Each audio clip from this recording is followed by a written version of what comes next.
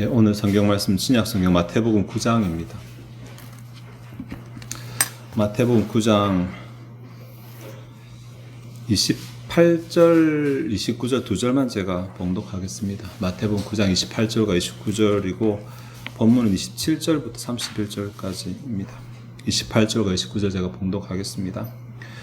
예수께서 집에 들어가심에 맹인들이 그에게 나오거늘 예수께서 이르시되 내가 능히 이 일 할 줄을 믿느냐 대답하되 주여 그러하오이다 하니 이에 예수께서 그들이 눈을 만지시며 이르시되 너희 믿음대로 되라 하시니. 아멘.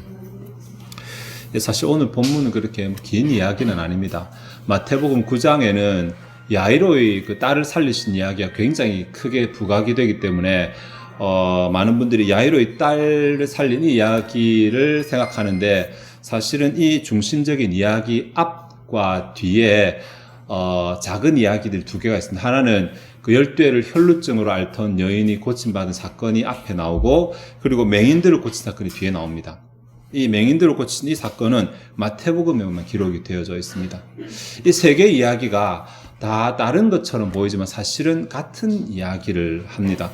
앞에 그 혈루증 앓는 여인의 경우 같은 경우는 22절에 내 믿음이 너를 구원하였다라고 말하고 그다음에 야이로의 딸 이야기는 오늘 본문에는 나오지 않지만 병행 구절인 마가복음 5장이나 누가복음 8장에 보면 두려워 말고 믿기만 하라라고 하는 내용이 나옵니다. 그리고 오늘 읽었던 27절부터 31절까지 맹인의 이야기에서는 29절 제가 봉독했던 너희 믿음대로 되라 이렇게 세 개의 문장이 같은 말을 하고 있습니다. 결국은 우리 믿음 문제라는 거잖아요. 여기에 자신의 병을 고치는 것도 믿음 문제, 그리고 죽은 자를 살리는 것도 믿음 문제, 그리고 이 맹인, 자기가 어떻게 할 수 없는 이런 문제를 해결하는 것도 역시 믿음의 문제라는 것입니다. 사실은 그래서 이 혈루증 앓는 여인의 이야기와 이 맹인들이 고친 이야기는 굉장히 구조적으로 비슷한 구조를 가지고 있지만 오늘 저희들이 맹인들을 고친 이 이야기를 통해서 하나님의 능력을 경험할 수 있는 믿음이라고 하는 게 어떤 특징을 가지고 있는지, 나는 그런 믿음을 가지고 있는지 이런 것들을 한번 생각을 해 보도록 하겠습니다. 예수님의 관점으로 이 본문을 보면 진짜 뭐든지 할 수 있는 예수님이잖아요. 맹인들의 문제도 해결하시고 죽은 자도 살리고 뭐든지 하실 수 있는 문제지만 그렇다고 해서 모든 사람이 그 능력을 경험하는 것은 아니거든요.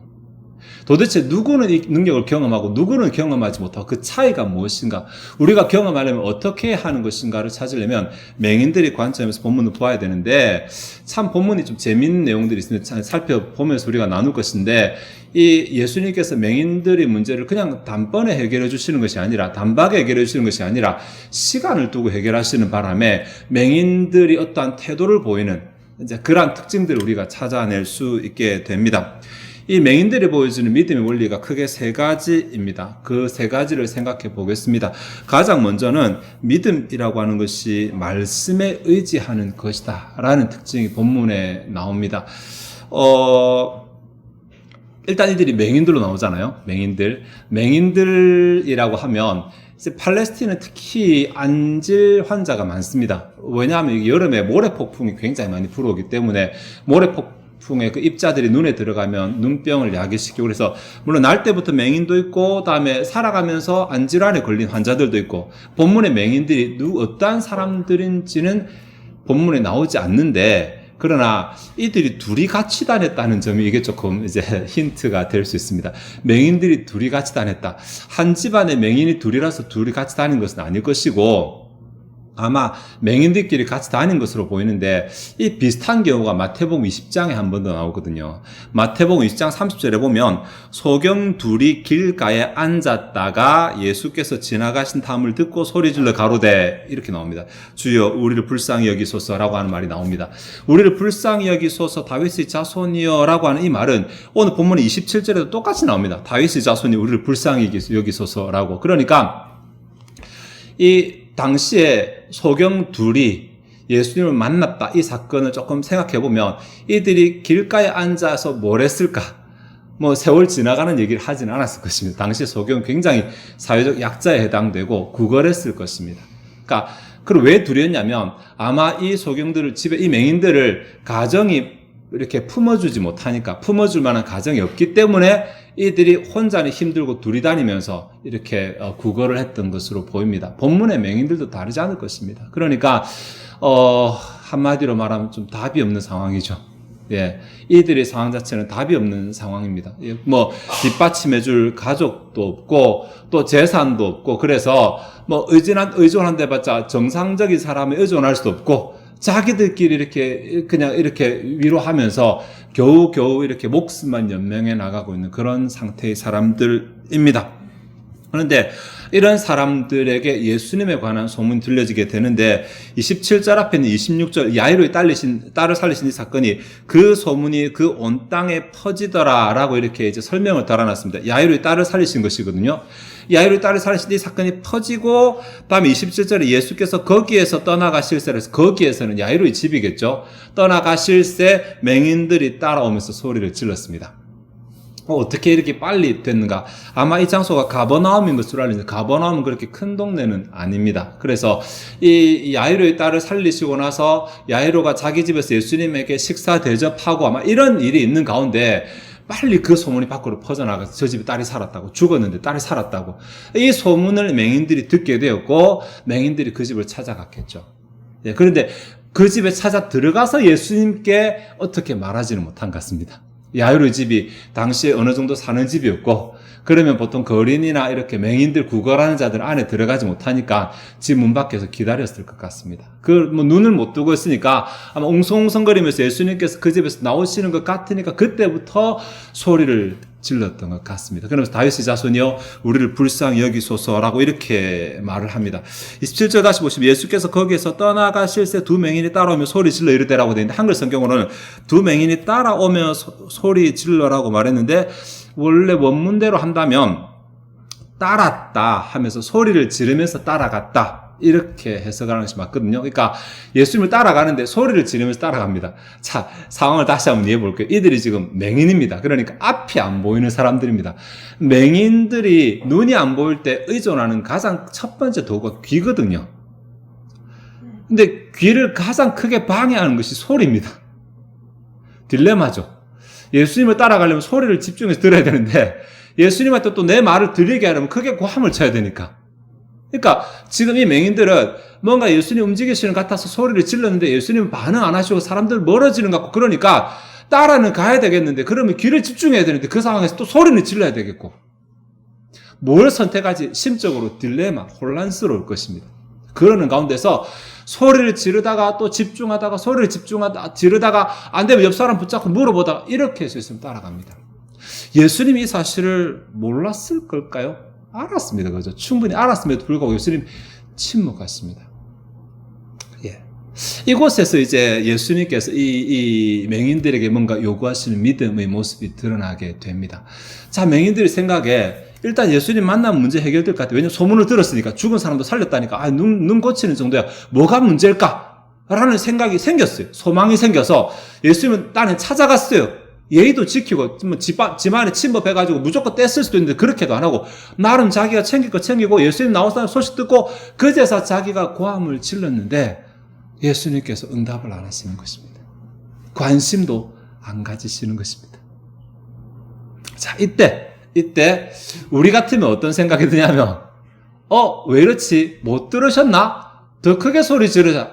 소리를 질렀어요. 계속 따라가면서 소리를 질렀어요.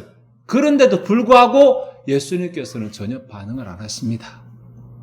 예. 이때 소경의 마음 가운데 어떤 생각이 들까?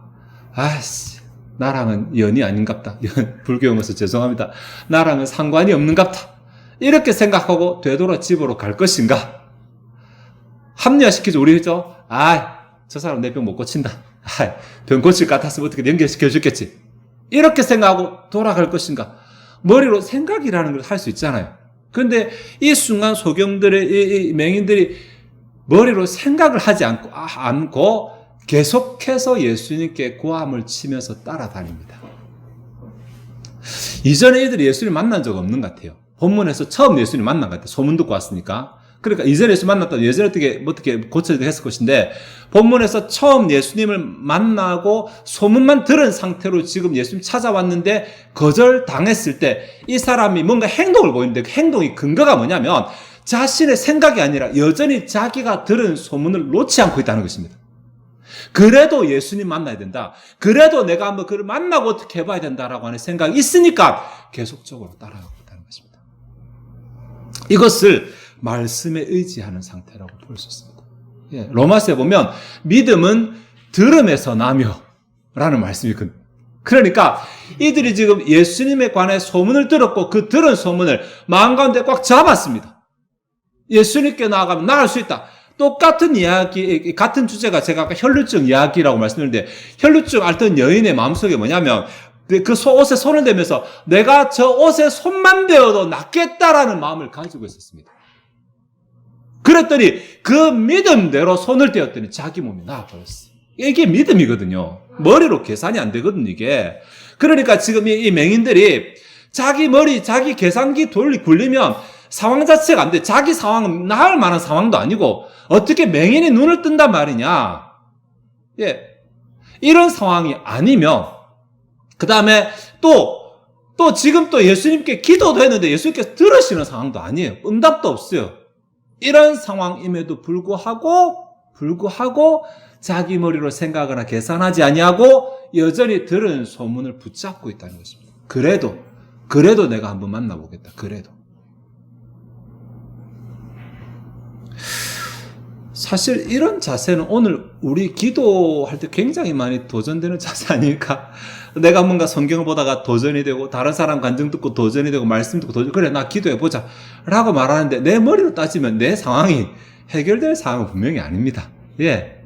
이게 별로 나아 보일 상황 아닌데 그런데 말씀에는 된다 하고 또 하나님은 된다고 약속하신 말씀도 있고 이렇게 하니까 갈등하겠죠. 기도해 볼까? 아니면 안 될 것 같은데 하나님도 이 문제는 좀 안 하실 것 같은데 내가 포기해 볼까? 이 상황 가운데 무엇을 붙잡는가가 믿음과 불신으로 갈라지게 됩니다. 무엇을 붙잡는가? 말씀에 된다고 했으니 내가 말씀 믿어보자. 그래도 말씀 믿어보자. 내 계산 내려놓고 그래도 말씀 믿어보자 라고 하는 이 마음이 내게 있으면 나는 믿음이 있는 것입니다. 히브리서 11장 6절에 믿음이 없이는 하나님을 기쁘시게 하지 못하나니 하나님께 나아가는 자는 반드시 그가 계신 것과 또한 그가 자기를 찾는 자들에게 상 주시는 이심을 믿어야 할지니라. 이건 머리의 문제, 계산의 문제가 아니거든요. 내 안에 이게 있는가 없는가의 문제예요. 두 번째 믿음은 끈질김입니다. 끈질김. 끈질김이 어떻게 믿으냐? 본문 보겠습니다. 이들이 얼마만큼 고함치면서 예수님을 따라갔을까? 그 끝은 어디인가가 본문에 나오는데 28절에 예수께서 집에 들어가심에 맹인들이 그에게 나오거늘 이라는 말이 있습니다. 사실 이들이 예수님께서 집에 들어가실 때까지 계속 따라갔다는 말이죠. 그리고 고함도 계속 쳤다는 말입니다. 예수님은 응답도 안 하시고 관심도 안 보이시는데 계속 쫓아갔습니다. 여러분, 예수님이 응답도 안 하시고 관심도 안 보이시는데 계속 쫓아갔던 이유는 뭐냐면 소망 믿음이죠. 그죠? 예수님께서 안 된다고 답을 안 하셨거든요. 따라오는 중에 예수님께서 안 된다고 쫓아내셨으면 돌아갔을 것인데 예수님은 응답을 안 하셨어요. 예. 아니라고 응답하신 게 아니라 응답을 안 하시죠. 집에까지 가셨어요. 그러니까 이들이 기도를 멈추지 않고 집에까지 따라갔어요. 그 길이 정말 쉽지 않았을 것입니다. 우리가 기도를 지속하는 게 쉽지 않잖아요. 기도를 시작하는 것보다 기도를 지속하는 게 훨씬 더 어렵거든요. 쉽지 않았어요. 여러 가지 방해하고 또 마음 가운데 시험도 들고 그럼에도 불구하고 끝까지 예수님을 만날 때까지 기도를 멈추지 않았어요. 부르짖음을 멈추지 않았어요. 이 자세가 필요합니다. 이게 기도라는 것이거든요. 이 부분은 사실 보면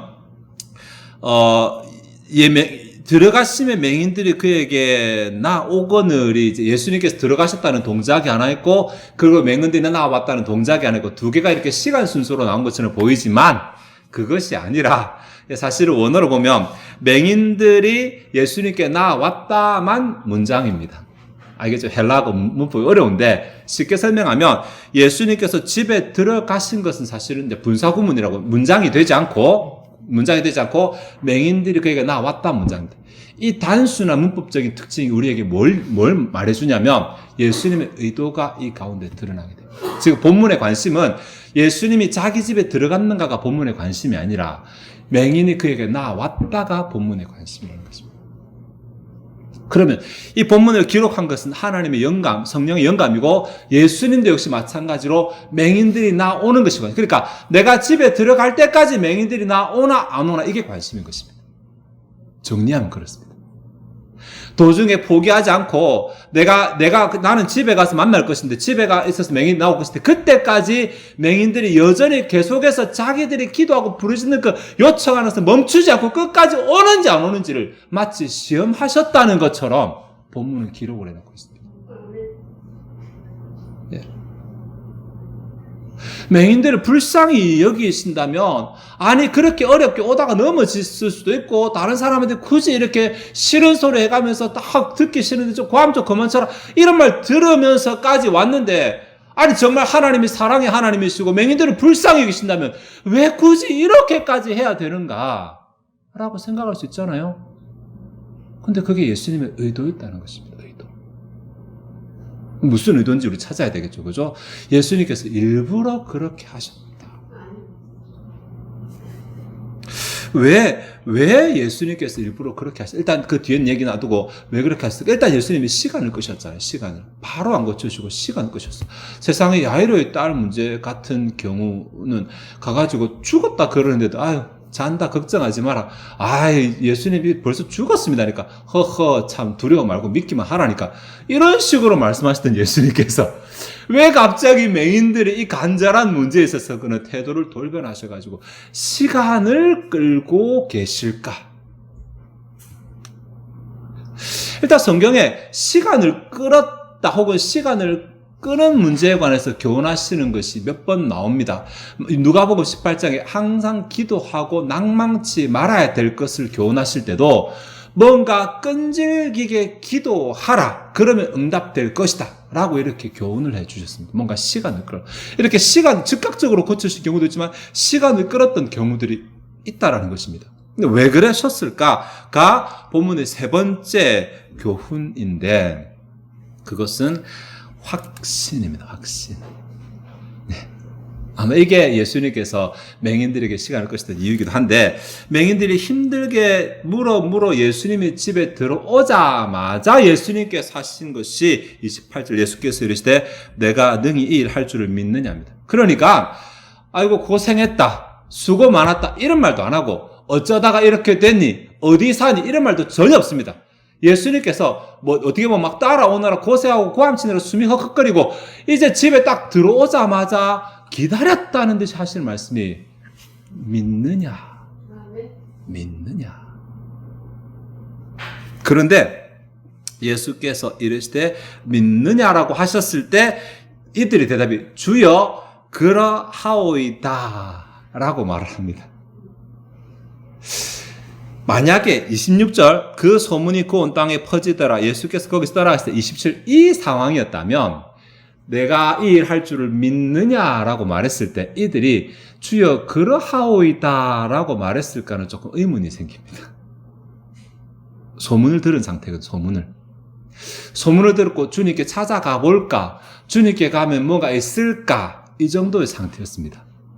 그런데 예수님께 고함을 쳤는데 나 그 너 고칠 능력이 없어요. 돌아가라. 이런 말도 안 하시고 나 너 고칠 생각도 이런 말도 안 하시고 응답을 하지 않았어요. 예수님은 계속 잡힐 듯 잡히지 않을 듯 그저 앞에 걸어가십니다. 뿅 사라지시면 그냥 포기하겠는데 자꾸 웅성거리는 소리를 들리고 사람 따라가는 소리를 들리니까 이들이 마음 가운데 감질만 나게 이게 잡히는 것도 아니고 내 소리 들으셨는지 안 들으실지도 모르고 계속 따라가니까 오기가 생기고 끝까지 가보자라는 생각이 들리고 부르짖어도 계속 부르짖고 그래가 마침내 예수님 만났어요. 예수님 앞에 좀 사실은 이때 이 소경들의 마음이 이게 뭔가 좀 감정적으로 달아오는 상태겠죠. 그때 하신 말씀이 자 내가 이 일 할 줄을 믿느냐라고 이렇게 예수님께 질문하십니다. 그때 여러분 같으면 아니요 안 믿는데요 라고 말하는 사람 누가 있겠습니까? 내가 어떻게 여기까지 왔는데 소경들은 당연하죠. 내가 못 믿었으면 오다가 벌써 포기했겠죠. 이렇도록 주여 그러하외다라고 답을 합니다. 이곳에서 예수님의 의도가 드러나게 되는데 29절에 이에 예수께서 그의 눈을 만지시며 이르시되 너희 믿음대로 되라 하시니 이에라는 말은 헬라어로 그때라는 그때가 어느 때냐면 주여 그러하오이다라고 대답한 때입니다. 예수님께서 언제 이들이 문제를 해결하셨냐면 그들이 예수님에 대한 소문을 들었을 때 해결하신 것이 아니고 예수님께 기도하기를 시작했을 때 해결하신 것이 아니고 계속 부르짖게 만드셔서 부르짖는 가운데 끈기와 인내가 생기고 오기가 생기고 믿음이 자라고 그렇게 해서 내가 이제 너한테 믿음을 물을 수 있을 때가 됐구나 싶을 때 물어보십니다. 우리가 믿음이 있어서 기도하는 게 아닙니다. 여러분, 기도할 때 믿음이 생깁니다. 기도할 때. 내가 그 문제 두고 계속 주님을 찾는 가운데 내 안에 믿음이 점점 자라나게 됩니다. 처음에는 긴가민가 하다가 기도하거든요. 성경 말씀 붙잡고 기도하더라도 내 머릿속에 불신이 90, 믿음이 10%를 하는데 내가 그 문제 자꾸 주님밖에 없습니다. 도와주세요. 주님밖에 없습니다. 도와주세요. 하는 가운데 믿음이 점점 내 안에서 자라나게 되는 것입니다. 그리고 마침내 예수님께서 그래 네 믿음대로 되라라고 말씀하실 만큼 믿음이 되었을 때 예수님께서 그들에게 물으십니다. 내가 이 일 할 줄을 믿느냐? 당연하죠. 주님 안 해주시면 안 되죠. 내가 어떻게 했는데 주님 해주셔야죠. 믿습니다 라고 말하자마자 즉시로 그들의 눈의 문제가 해결되었어요. 즉시로. 그들이 소문을 들었을 때가 아니라 예수님을 쫓아다녔을 때가 아니라 예수 앞에 믿음을 보였을 때 그들이 확신을 내뱉었을 때 그들의 문제가 해결되는 것입니다. 변화산에서 내려오셨을 때 간질병 걸린 자의 아버지가 예수님께 나오잖아요. 제자들이 자기 아들 못 고쳤거든요. 그때 그 간질병 걸린 자 하는 말이 주여 내가 믿나이다. 나의 믿음 없는 것을 도와주소서 라고 기도합니다. 말합니다. 나 믿고 싶은데 아직 내 마음 가운데 주님께서 하실 것이라 믿음 없으니까 내 믿음 없는 이 문제도 고쳐달라고 기도합니다. 내가 사실 기도하는 가운데 나의 이 문제가 해결이 되어져 가는 것입니다. 나의 믿음의 문제가. 주님과 깊이 교제하다 보니까 신뢰감이 더 쌓여가게 됩니다. 하나님에 대해서 내가 더 집중하고 바라보다 보니 주님의 위대하심을 내가 더 알게 됩니다. 내가 기도하는 가운데 내 믿음이 점점 자라납니다. 그래서 마침내 주님 앞에 내 확신을 보여주었더니 그들의 눈이 밝아지게 됩니다. 맹인들의 문제를 고치신 예수님의 방법이 굉장히 간단합니다. 예수님께서 맹인들을 고치신 기사가 몇 번 나옵니다. 어떨 때는 눈에 이렇게 이겨 침을 발라서 보내고 뭐가 보이냐 사람들이 가는 것이 보입니다. 다시 한번 안수하고 두 번 안수하기도 하십니다. 예수님의 능력이 없어서가 아니라 그들 속에 믿음이 없어서 그런 것이거든요. 그런데 오늘 본문은 아예 한 방에 해결하시려고 그들이 믿음이 자라도록 하신 이 프로그램을 가동하시고 그들이 믿음을 보였을 때 예수님 하신 말씀은 아주 간단하게 그래 너희 믿음대로 되라. 이게 답니다. 네가 믿었느냐? 그럼 끝이야. 그럼 된 것이야.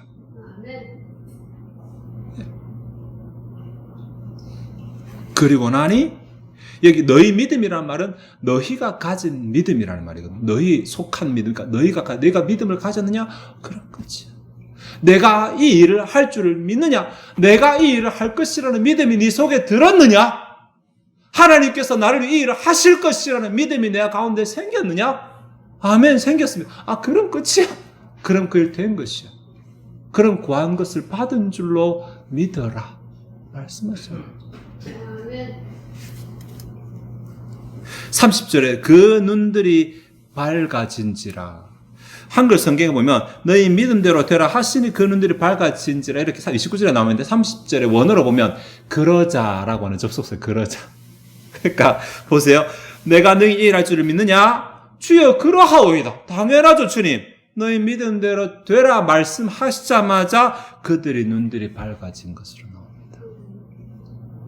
자, 이렇게 예수님께서 맹인들의 이야기를 질질 끄시면서 굳이 맹인들에게와 오늘 우리들에게 보여주고자 하시는 의도가 이제 본문 가운데 다 드러났습니다. 예수님의 능력이 없어서가 아닙니다. 예수님의 능력이 없어서가 아니라 우리에게 뭔가를 요구를 하십니다.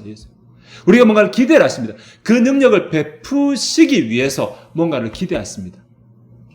그것이 믿음이었거든요. 근데 그냥 내가 믿습니다라는 말이 아니라 예수님께서 이 일을 하실 것이라는 확신이 내 안에 들기를 기다렸습니다. 그 확신이 어떻게 생기냐니까 그들이 오면서 끈질기게 포기하지 아니하고 끈질기게 예수님께 요청하던 그곳에서 믿음이 생겨나게 되었어요. 그 믿음이 어떻게 시작하냐면 그들이 예수에 대한 소문을 들었을 때부터 시작이 되었습니다.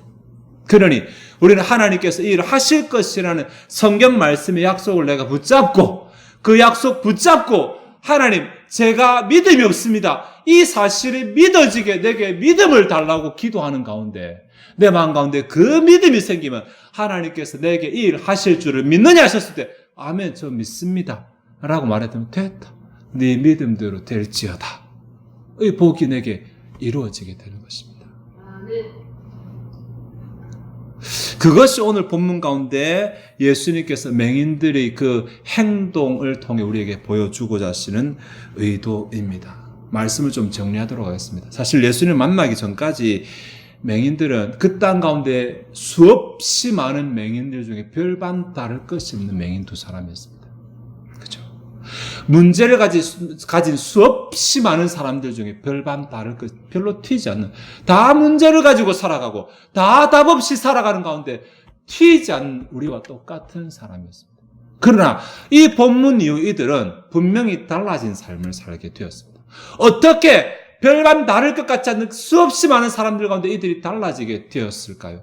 키워드는 믿음입니다. 어떻게 이들이 이 믿음을 가지게 되었을까요? 주에 관한 소문을 들었고 그 소문을 자기 마음에 품었고 그리고 그 품은 약속을 기준으로 주님을 계속해서 찾았기 때문입니다. 주님께서 만나실 때까지. 그리고 주님께서 내가 너에게 이 일 할 줄을 믿느냐? 라고 질문하실 때 아멘 주님 저 믿습니다.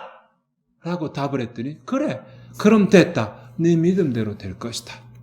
라고 하셔서 그들에게 이 변화가 일어나게 된 것입니다.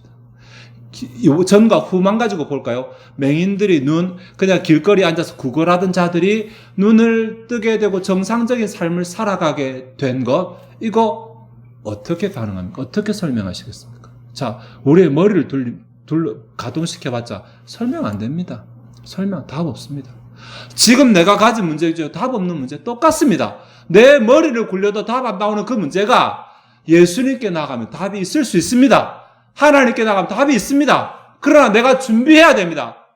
내가 이 일할 줄을 믿느냐 하셨을 때 정말 믿습니다라고 답할 준비가 되어야 됩니다. 말씀 붙잡고 기도하는 가운데 이 믿음이 내 안에 점점 쌓여가게 될 것입니다.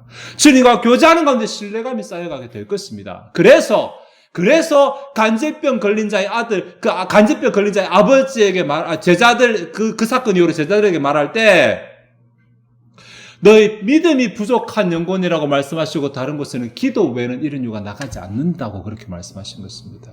믿음이라는 것이 기도를 통해서 생겨나기 때문에 믿음이라는 것이 기도를 통해 성장하기 때문에 그렇습니다. 예. 내 입술로만 믿습니다 하고 끝나는 것이 아니라 내 마음 가운데 주님께서 하실 것이라는 확신이 들어와야 됩니다. 확신을 달라고 기도해야 됩니다. 그래서 내 눈앞에 보이는 수많은 문제들 내 머리로 계산하면 될 문제 안 될 문제 나눠지지만 주님께 나아가면 다 될 문제로 끝납니다. 예. 그러니까 내 눈으로 볼 것인가 내 머리로 계산할 것인가 된다고 약속하신 주님의 말씀을 의지할 것인가 여기부터 믿음의 길과 불신의 길이 갈라진다 생각하시고 주님을 만날 때까지 주님이 안 된다고 말씀 안 하시고 만날 때까지 기도하기를 포기하지 않는 끈질김 이것이 또 믿음이라 생각하시고 주님께서 내가 이 일할 줄을 믿느냐라고 도전하셨을 때 주님 저 믿습니다. 제게 그런 믿음이 생겼습니다. 라고 답할 수 있는 우리의 자세가 되어서 이 맹인들처럼 우리 문제 해결할 수 없는 그 문제를 주님의 도우심으로 해결하고 그 은혜를 누리는 저와 여러분 되시기를 바랍니다. 기도하시겠습니다. 하나님 오늘 마태복음 9장의 본문 가운데서 예수님께서 우리 믿음을 요청하시는 세 개의 본문 가운데 하나의 본문을 생각해 보았습니다.